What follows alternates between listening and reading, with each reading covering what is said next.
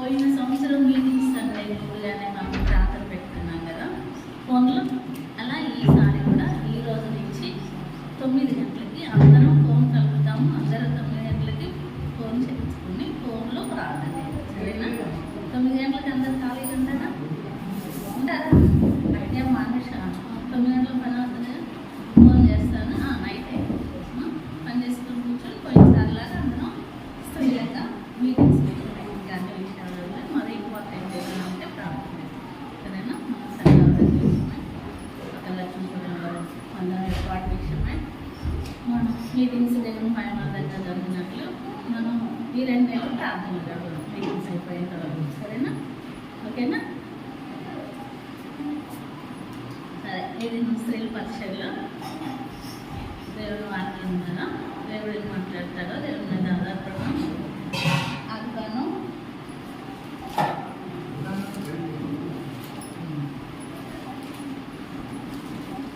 అది కన్నా 38 అధ్యాయం.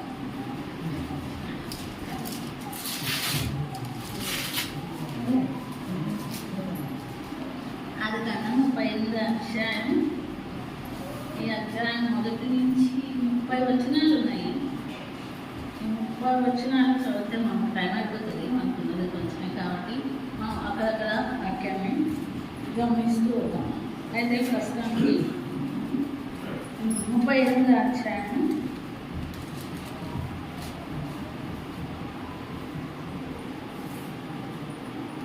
ఒకటి నుంచి 5 వచనాలు చదువుతున్నాం. మార్చి చదువుతున్నాం. 1 నుంచి 5 వచనాలు మార్చి. ఆ కాలం యూదా తన సహోదరులను విడిచి ఈరాన్ ఒక అదుల్లామి యొద్ద ఉన్నట్టుకు వెళ్ళాను. అక్కడ షూయాను ఒక కానానీయ కుమార్తె యూదా చూసి ఆమెను తీసుకొని ఆమెతో పోయి ఆమె గర్భవతి కుమారుని కనుక అతడు వానికి 7 అని పేరు పెట్టాను. ఆమె మరలా గర్భవతి కుమారుని కని వానికి ఓనాను అని పేరు పెట్టాను. ఆమె మరలా గర్భవతి కుమారుని కని వానికి శైల అని పేరు పెట్టాను. ఆమెను కనినప్పుడు అతడు ఖజీబ్లో ఉండేను. 6వ వచనం కూడా యూదా తన శ్రేష్ఠ కుమారుడైన ఏర్మకు తామారు వరానికి పెళ్లి చేసి 11వ వచనం అతను కలిసి చదువుతున్నాను. అప్పుడు ఇతడు కూడా నా కుమారుడైన శైల పెద్దవాడు నీ తండ్రి తన కోడలైన తామారుతో చెప్పాను. కాబట్టి తామారు వెళ్ళి తన తండ్రి ఇంట నివసించాడు. ఇక్కడ చూస్తూ ఉంటే మనకి యూదా కుటుంబం కనిపిస్తూ ఉంది. తర్వాత యూదా కోడలు తామారు కనిపిస్తూ ఉంది. యూదా ఎవరు అనుకుంటే చూడండి, ఆదికాండంలోనే యూదా ఎవరు? లేయా యొక్క 4వ కుమారుడు. లేయా అంటే ఎవరంటే యాకోబు యొక్క భార్య. యాకోబు భార్య అంటే లేయా ద్వేషించబడుతూ, అవునా, ఆమెకి సంతోషాన్ని సమాధానాన్ని లేని పరిస్థితిలో యాకోబు ఇష్టపూర్వకంగా చేసుకున్న భార్య కాదు, మళ్ళా ఎలా చేసుకున్నాడు? ఇష్టంగానే చేసుకున్నాడు. అయితే ఈమె యాకోబు భార్య చూడండి, యాకోబుకి 29వ అధ్యాయము 35వ వచనంలో ఆమె మరలా గర్భవతి అయి కుమారుని కని యెహోవాను స్తుతించదనుకొని యూదాను పేరు పెట్టారు. అంటే యాకోబుకు లేయాకు పుట్టిన కుమారుని పేరు ఏం పేరు? యూదా. యూదా అంటే అతను ఇశ్రాయేలీయుడు. యాకోబుని ఇశ్రాయేల్గా మార్చాడు కదా, అందుకని అతను ఇశ్రాయేలీయుడిగా కూడా అన్నాడు. అయితే ఈ యూదా ఏం జరుగుతూ వచ్చిందంటే 37వ వచనంలో చూస్తే యేసేపుని అమ్మేశారు. యేసేపుని అమ్మే టైంలో కూడా యూదా అంటాడు, ఏమన్నాడు చూడండి, 27వ వచనంలో 26వ వచనంలో అన్నాడు, అప్పుడు యూదా మనం మన సహోదరు చంపి వాని మరణమును దాచిపెట్టినందువల్ల ఏమి ప్రయోజనం అని 27వ వచనంలో కూడా అంటాడు, వానికి హాని చేయొద్దని. అంటే సహోదరులకి హాని చేయడం కూడా, యేసేపుని గుంటలో వేసి హాని చేయడం కూడా యూదాకి ఇష్టం లేదు, కానీ సహోదరుడికి సహకరిస్తాడు. అంటే ఈ యూదా ఇలా అన్నదమ్ములతో కలిసి ఉంటూ ఆ గొర్రెలు కాస్తున్న యూదా కొన్ని సంవత్సరాల తర్వాత ఏమైపోయాడంటే 38వ వచనంలో యోధా తన సహోదరులను విడిచి పూరా అని ఒక అదుల్లామీని వాళ్ళ స్నేహితుని దగ్గర ఉండడానికి వెళ్ళిపోయాడు. ఎవరు? ఏరా అనే అదుల్లామీని దగ్గరికి వెళ్ళిపోయాడు. అతను ఎక్కడ ఉంటా ఉన్నాడు? కనాను ప్రాంతంలో ఉన్నాడు. అప్పుడు ఇతను యూదా ఏం చేస్తూ ఉన్నాడంటే షూయా అనే ఒక అతని కుమార్తెను కనానీయురాలని, ఆమె పేరైతే రాయబడలేదు కానీ ఆ కనానీయురాలని ఏం చేస్తా వచ్చాడు? వివాహం చేసుకున్నట్టు లేదు. ఏం చేస్తున్నాడు? ఆమెను తీసుకొని యూదా చూసి ఆమెను తీసుకొని పోయాడు. ఆమెను చూసి ఆమెను తీసుకొని పోయి ఆమెతో ఫ్యామిలీ అంటే కాపురం చేస్తూ బిడ్డల్ని కంటారు. అప్పటి దినాల్లో ఎక్కువ మంది బిడ్డలను కనడం అనేది ఆశీర్వాదం. అదే వారికి ఆశీర్వాదం. పశువులు ఎక్కువగా బిడ్డల్ని అంటే దూడల్ని వస్తూ ఉండే గొర్రెల పిల్లలు అలా విస్తరించడం అలానో ఆశీర్వాదము. మనుషులకు కూడా అప్పటి రోజుల్లో ఏంటి ఎక్కువ మంది పిల్లలు కనడం ఆశీర్వాదం. అందుకే యాకోబు భార్య లేయాకి కుమారులు పుడుతున్నప్పుడు దేవుడు నన్ను ఆస్వాదించాడు అనుకుంటాను. తర్వాత కుమారులు పుట్టలేదని రాహేలు సనుకున్నప్పుడు ప్రార్థన చేస్తే మళ్ళీ రాహేలు కుమారులు పడ్డారు. నాకు రాహేలకైనా నా దాసులతో కూడా నువ్వు వెళ్ళని చెప్పి యాకోబుకి ఏం చేస్తారు? దాసులను కూడా ఇచ్చి పిల్లల్ని పుట్టించుకొని వాళ్ళు విస్తరిస్తారు. అలా దాసులకు పుట్టిన పిల్లలైనా యాకోబు వంశంలోకి చేర్చబడిన వారే. అంటే ఏంటి? అలా పిల్లలు పుట్టడం అనేది వారికి విస్తరించడం అనేది వారికి అదొక ఆశీర్వాదం. అది అయితే ఆ టైంలో యూదా ఆమెను తీసుకొని పోయి వివాహం చేసుకున్నాడు. అయితే వివాహం చేసుకుంటే వాళ్ళకి ఎంతమంది పిల్లలు పుట్టారు? 3 పిల్లలు పుట్టారు. ఎవరెవరు? మొదట 7, తర్వాత ఓనాను, తర్వాత షేలా. ఎంతమంది యోధా కుమారులు? 3 పుట్టారు. ఎవరెవరు? 7, ఓనాను, షేలా అనే 3 పుట్టారు. ఈ 3 పెద్దవారు అవుతున్న టైంలో పెద్ద అబ్బాయికి పెళ్లి చేయాలని, 7 పెళ్లి చేయాలని ఈ కనానీయురాలని ఒకరిని తీసుకొచ్చి తామార్ అనే ఒక అమ్మాయిని తీసుకొచ్చి పెళ్లి చేశాడు. ఎవరిని? తామార్ అనే అమ్మాయి. మనం ఈ తామార్ గురించి ఇప్పుడు నేర్చుకున్నాం. ఇప్పుడు ఈ తామార్ ఎవరు? యోధాకి ఏమవుతుంది? కోడలు. తన పెద్ద కుమారుడికి ఇచ్చి వివాహం చేస్తూ వచ్చాడు. అయితే ఈ 7 అంటే అర్థం ఏంటంటే చూసినట్లయితే యూదా అంటే అర్థం ఏమనుకుంటాము? స్తుతి అనుకుంటాం. అవును కదా?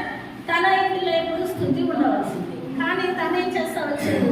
దేవుడిని స్థుతించకుండా అన్నదమ్ములతో వేరైపోయాడు వచ్చాడు.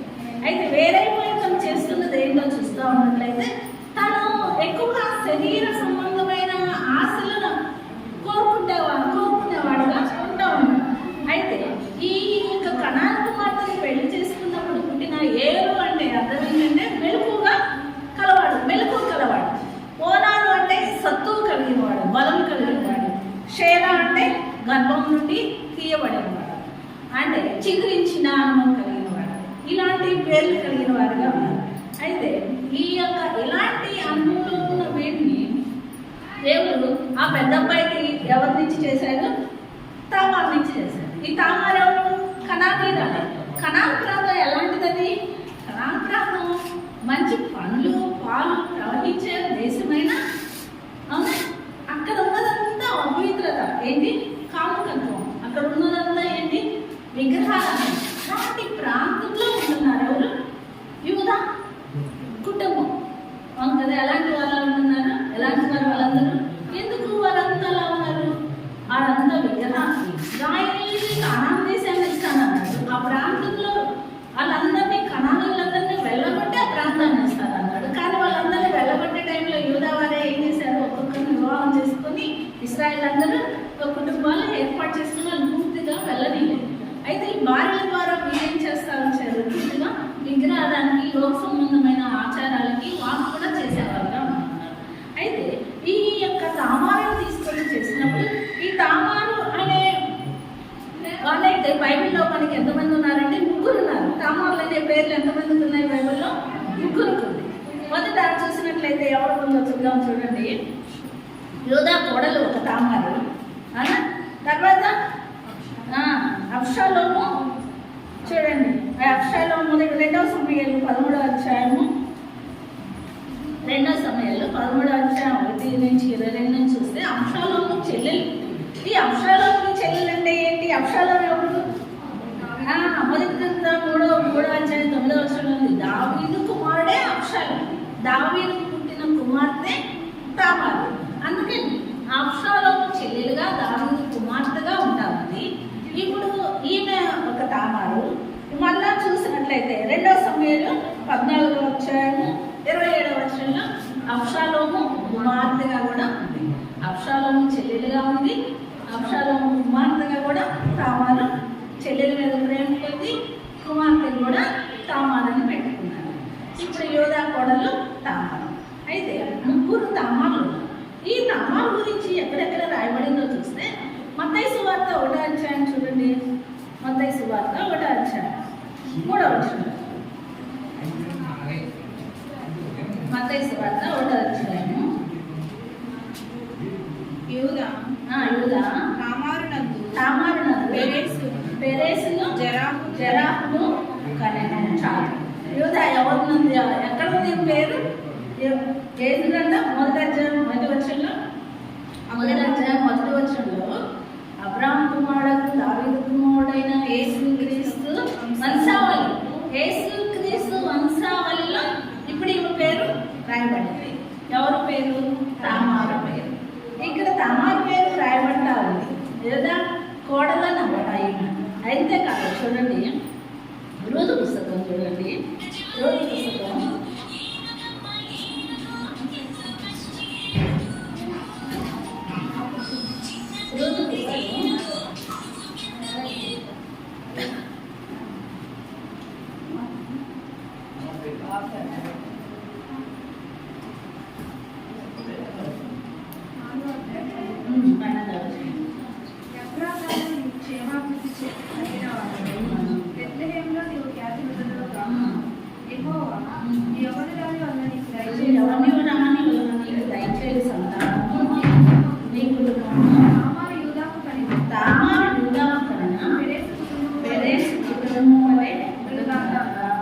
ఇక్కడ ఆశీర్వదిస్తా ఉంది. ఆమె ఏం చేస్తారు? ఇశ్రాయేలు ఏం చేస్తారు? ఆమెని ఆశీర్వాదానికి కారణంగా ఆమెలాగా మీ కుటుంబం కూడా ఉండాలి. మనం ప్రార్థన చేస్తాం, ఎస్తేరు కుటుంబం లాగా, కుటుంబం లాగా ఉండాలని మనం ఎలా ప్రార్థన చేస్తామన్నాము. అప్పుడు ఈ విషయంలో ఆ యొక్క విషయంలో కూడా ఎలా ఉండాలని ప్రార్థన చేస్తామంది. తామారులాగా ఉండాలి మీ కుటుంబము. తామారు యూదా ద్వారా పుట్టిన యూదాకి తామారుకి పుట్టిన కుమారుడు ఎలా ఉందో అలా వృద్ధి పొందాలి మీ కుటుంబం అని కూడా ఇక్కడ ఆస్వాదిస్తా ఆ గురించి ప్రార్థన చేస్తాము. అలా ఈమె గురించి, ఈ తామారు గురించి 3 సార్లు బైబిల్లో రాయబడతాము. మరి ముఖ్యంగా తామారు అంటే అర్థమైంది. తామారంటే ఖర్జూర వృక్షం. ఏంటి? ఖర్జూర వృక్షం. ఖర్జూర వృక్షం అంటే ఖర్జూరం ఎలా ఉంటుంది? తీయగా ఉంటుంది. ఇష్టపడతాం, అందరం తీయగా ఉంటుంది కాబట్టి. కానీ ఈ ఖర్జూర వృక్షం అయితే తీయగా ఉంటుంది, కానీ ఆమె జీవితం అనుభవించిన అనుభవాలు చూస్తే చేదైన అనుభవాలు. అవును కదా? ఆమె జీవించిన జీవిత అనుభవాలన్నీ చేయాలి. ఆమె అయితే తీయగానే ఉంది. ఆమె పేరు తగ్గదు. పేరైతే తీయగా ఉంది, కానీ ఆమె జీవిత అనుభవాలు చేదైన అనుభవాలు. ఆమె చేదైన అనుభవాలు చూసినట్లయితే చూడండి, ఆమెకి ఏం చేస్తా వచ్చాడంటే వాళ్ళ మామయ్య పెళ్లి చేస్తా వచ్చాడు పెద్ద కుమారుడికి. పెద్ద కుమారుడికి పెళ్లి చేసినప్పుడు 7వ వచనంలో యెహోవా దృష్టికి చెడ్డవాడు కనుక యెహోవా అతన్ని చంపేసింది. పెద్ద కుమారుడికి ఇచ్చి పెళ్లి చేశాడు. అయితే ఆ పెద్ద కుమారుడు ఎలాంటి వాడంట? యెహోవా దృష్టికి చెడ్డవాడంట. యెహోవా దృష్టికి చెడ్డవాడైతే ఏం చేశాడన్న దేవుడు? కయ్యను ఎవరు చంపారు? హేబెల్ని ఎవరు చంపారు? కయ్యను చంపారు. అంటే అందులో తమ్ముళ్ళు ఇలాంటి తమ్ముళ్ళని అందరినీ అలా చంపుకుంటూ ఉన్న బైబిల్లో ఉన్నాయి. కానీ ఇక్కడ ఏం చేస్తూ వచ్చాడు? దేవుడే ఈ యొక్క చంపిన వాడు. అయితే యెహోవా దృష్టికి అంత చెడ్డ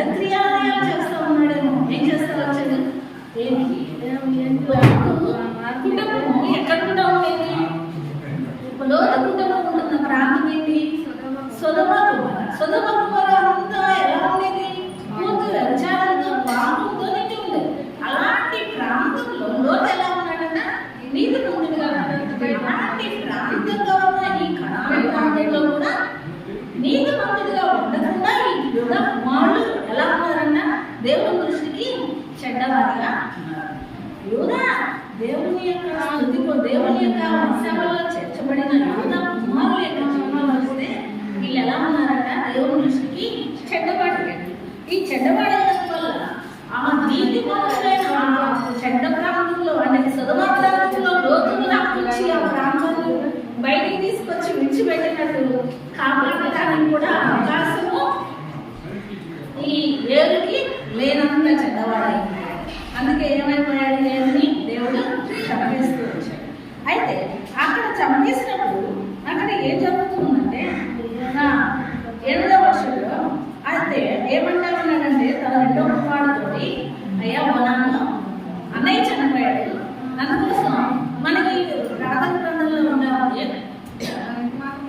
భార్య ధర్మం జరిగించాలి, అందుకని నువ్వు వెళ్ళి అన్న భార్య దగ్గరికి వెళ్ళి మరిది ధర్మం జరిగించు, ఆమె ద్వారా పిల్లలను కను అని అన్నది చెప్తుంది. తమ్ముడు 2వ కొడుకు చెప్తే అతడేం చేశాడంటే 9వ వర్షంలో ఆ సంతానం తనకు కానేదని చెప్పి ఆమెతో పోయినప్పుడు తన రేతస్సును నేలను విడిచిపెట్టాడు. అంటే ఆమె పిల్లలు కదా ఆమెతో అయితే అనుభవిస్తున్నాడు, ఆమెతో తృప్తి పొందుతున్నాడు, ఆమెని తన జీవిత భాగస్వామిగా ఎంచుకొని ఆమెతో అన్ని సుఖాలు అనుభవిస్తున్నాడు. కానీ పిల్లలు పుట్టకుండా ఏం చేస్తా ఉన్నాడంట? రేతస్సును విడిచిపెట్టాడు.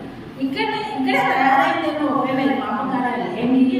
ఇప్పుడు వచ్చిన ఎంతోమంది యవనస్తులు ఇప్పుడు బయటకు వారి ఇష్టానుసారం తిరుగుతూ కన్నానుసారంగా పేరు పెట్టి ఇలా పిల్లలను పుట్టకుండా వారు ఉపయోగిస్తున్నది. అప్పుడు పాత నిబంధన కాలంలోనే నిర్లక్ష్యమని వచ్చింది. యవనస్తులైన ఇప్పుడు దినాల్లో శత్రువులు ఈ విధంగా వెళ్ళి వాడుతున్నారు. అయితే చూసినట్లయితే ఈ ఓనాను పేరుకు తగ్గదు తన బలవంతుడని శక్తివంతుడని పేరుని పెట్టుకున్నాడు. కానీ తనక్కడ ఏం చేశాడు? తన శక్తినంతా వృధాప్రయత్నం చేస్తాడు, తన శక్తినంతా వ్యర్థం చేసుకుంటున్నాడు.